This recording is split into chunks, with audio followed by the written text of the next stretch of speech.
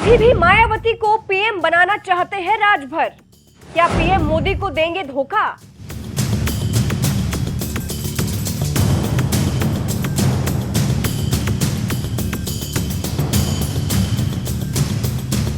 UP की राजनीति में सुभाषपा प्रमुख ओम प्रकाश राजभर कब किसके साथ चले जाए ये कोई नहीं जानता।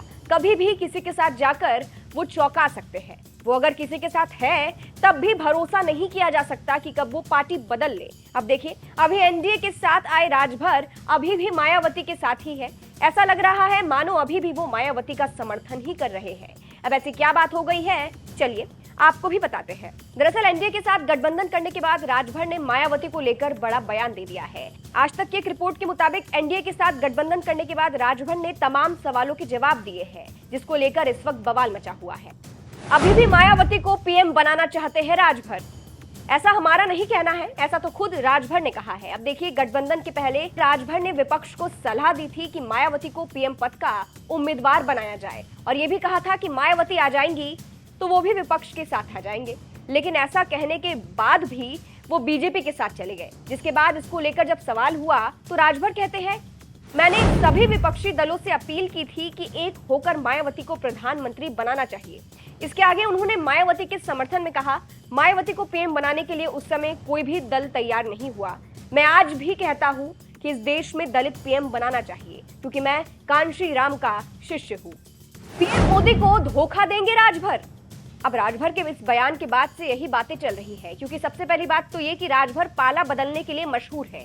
इसलिए क्या पता वो मायावती के साथ चले जाए और पीएम मोदी को धोखा दे दे, एनडीए का साथ छोड़ दे।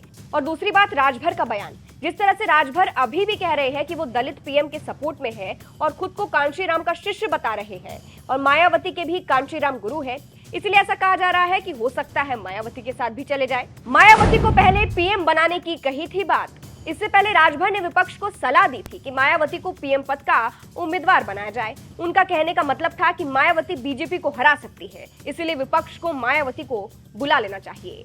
लेकिन अब वो बीजेपी में शामिल भी हो गए हैं और एक बार फिर से मायावती को पीएम बनाने की बात कर रहे हैं। इस पर आपकी क्या राय है, कमेंट करके जरूर बताइएगा। अंत में आपको सुनाते हैं कि एनडीए में शामिल होने के बाद राजभर ने क्या कुछ कहा था, सुनिए। देखिए, अब देश की राजनीति में अब लड़ाई नाम की कोई चीज नहीं रह गई। अब यूपी में ही अगर देखिए 80 सीटें हैं, 80 सीटों की अगर हम बात करें तो विपक्ष कहाँ जीतेगा।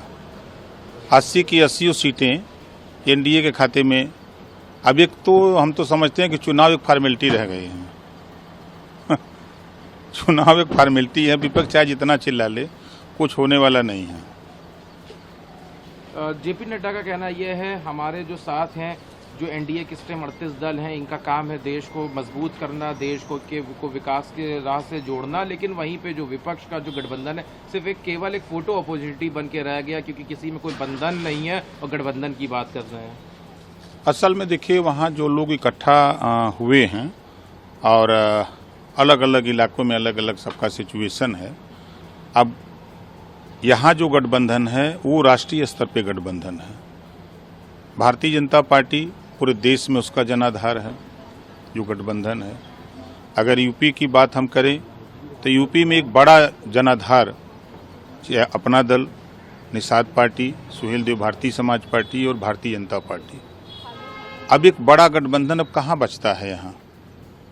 तो राष्ट्रीय स्तर पे जो माननीय जेपी नड्डा जी कह रहे हैं, क्योंकि वो उनकी बात में दम है, और यूपी में माननीय योगी आदित्यनाथ जी ने जो यहाँ सरकार की जो योजनाएं हैं केंद्र की और प्रदेश की, धरातल पर मेहनत करके जो उन्होंने पहुंचाया, हम तो समझते हैं कि आज़ादी के बाद पहले मुख्यमंत्री माननीय योगी आदित्यनाथ जी हैं जिन्होंने जनता के बीच में सबसे ज़्यादा जाने का काम किया है।